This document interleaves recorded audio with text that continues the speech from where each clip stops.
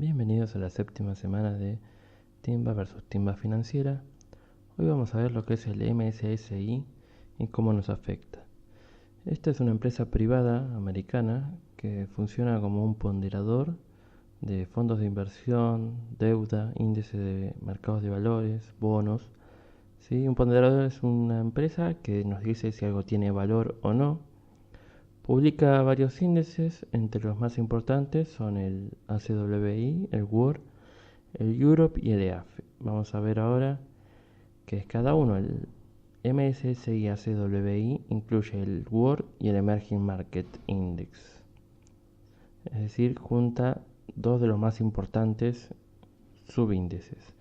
El MSCI World incluye los mercados denominados desarrollados. ¿Sí? Los mercados se dividen según el MSCI en desarrollados, emergentes y fronterizos o de frontera.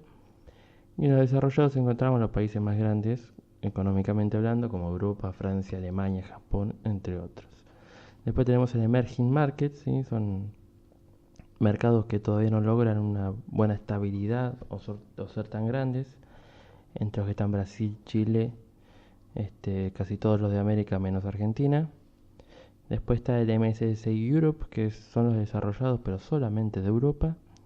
Y el MSCI AFE, que incluye los países de la categoría desarrollados de Europa y del Pacífico, como serían Australia, Nueva Zelanda. Bien, ahora, ¿qué es un mercado de frontera? Un mercado de frontera está constituido por los índices de los países menos desarrollados, pero que si bien en su falta de desarrollo económico poseen un mercado de capitales, un mercado de deuda. ¿Sí? Son países que tienen baja estabilidad económica y política, siempre están en riesgo de default, de devaluaciones fuertes, de guerras civiles. Son muy susceptibles a grandes cambios monetarios, una gran devaluación. ¿Sí? Tienen un mercado poco desarrollado y suelen ser economías muy cerradas con bajo riesgo a cambios económicos internacionales. Es decir, son países que, por ejemplo, si cambia la tasa de la Fed americana, que es la entidad que regula la tasa de interés de bonos futuros americanos, algo que se tiene muy en cuenta a la hora de invertir en fondos extranjeros, que cambie la tasa de interés no lo afecta porque no está constituido por grandes capitales extranjeros. Son países que a su vez tienen un gran riesgo de default. Y luego están los mercados emergentes. Los mercados emergentes son muy parecidos a los fronterizos, pero gozan de una mayor estabilidad financiera. Este, Son más sensibles, ¿sí?, a los cambios económicos internacionales, como los cambios de la Fed. Hoy por hoy está la guerra comercial con China, el Brexit. Tienen un mercado financiero más organizado, menos riesgo de devaluación y menos riesgo de default. Que tenga menos riesgo no implica que no exista la potencialidad de evaluación o de default. ¿Cómo influye esto? Cuando uno de los grandes fondos extranjeros decide invertir en un mercado de frontera, lo hace corriendo mucho riesgo y esperando una gran rentabilidad. ¿Sí? Lo mismo sucede en un mercado emergente. Existe bastante menos riesgo que en uno de frontera, pero también se esperan grandes rentabilidades. ¿Cómo es que funcionan? Un ejemplo muy clásico es el de Argentina. Hasta el 2009 Argentina fue categorizado como un mercado emergente. A partir del 2009, con la aplicación del cepo cambiario, se decide bajar la categoría a mercado de frontera, ¿sí? Porque el cepo lo que hizo fue limitar en gran medida la capacidad de negocios extranjeros, es decir, la entrada y el egreso de dólares. Cuando pasa esto, obviamente todos los bonos, toda la deuda pública argentina empieza a ser considerado bonos basura, que significa que un bono sea basura. Son bonos que existen muchísimo riesgo de default.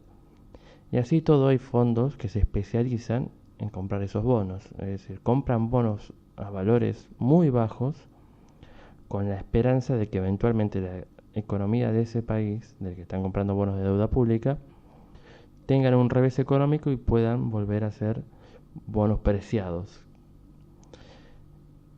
Esto es lo que pasó en Argentina, ¿sí? Se compraron bonos basura que eventualmente volvieron a tener un valor considerable y al momento del vencimiento se decidió no pagarlos. ¿Sí? Estos bonos obtuvieron un rendimiento de aproximadamente el 500%. Obviamente, cuando uno adquiere una deuda, espera que se pague.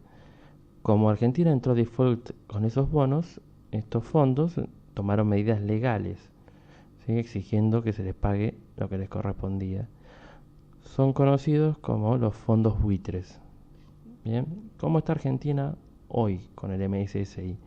En 2018 fuimos recategorizados nuevamente a emergentes en junio y esta recategorización tarda un año en hacerse efectiva. Cualquiera que viva en Argentina sabe que de mayo a diciembre, hasta el día de hoy en realidad, la Argentina ha sufrido muchos vaivenes económicos, lo cual a mitad del segundo semestre de 2018 se hablaba de que Argentina iba a volver a fronterizo, inclusive mucho tiempo antes de fin de año.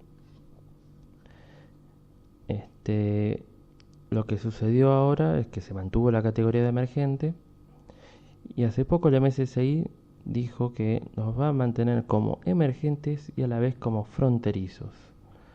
¿Por qué? Justamente porque no nos sacó de emergentes, perdón, el año pasado, pero no está muy convencido de cómo viene el futuro del país.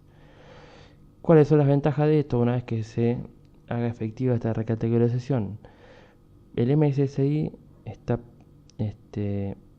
tenido muy en cuenta por los fondos extranjeros, entonces cuando sea efectiva van a entrar fondos extranjeros, tanto al mercado de acciones como al de bonos. Argentina va a ser incluido en un índice especial de Emerging Markets y a su vez va a empezar a cotizar en un ETF, que vamos a ver más adelante qué es lo que son los ETFs, pero vamos a entrar en la cotización de ETFs de emergentes y probablemente como un ETF de Argentina exclusivamente. Bien, lo importante de esto es saber que el MSCI funciona como un evaluador y lo que nos está diciendo es que a partir de junio aproximadamente debería haber un aumento en el ingreso de capitales extranjeros y un aumento también en la participación del mercado local. Bien, esto es todo en cuanto al MSCI. Ahora vamos a la timba. Bien, ya estamos con nuestra planilla de siempre. Vemos que el King 6 no nos ha favorecido esta semana la suerte. En el Loto tampoco nos viene favoreciendo la suerte. Y en Telequino nuevamente tampoco hemos ni siquiera rescatado el precio del cartón. Bueno, eso ha sido todo por esta semana. Muchas gracias. Hasta la próxima.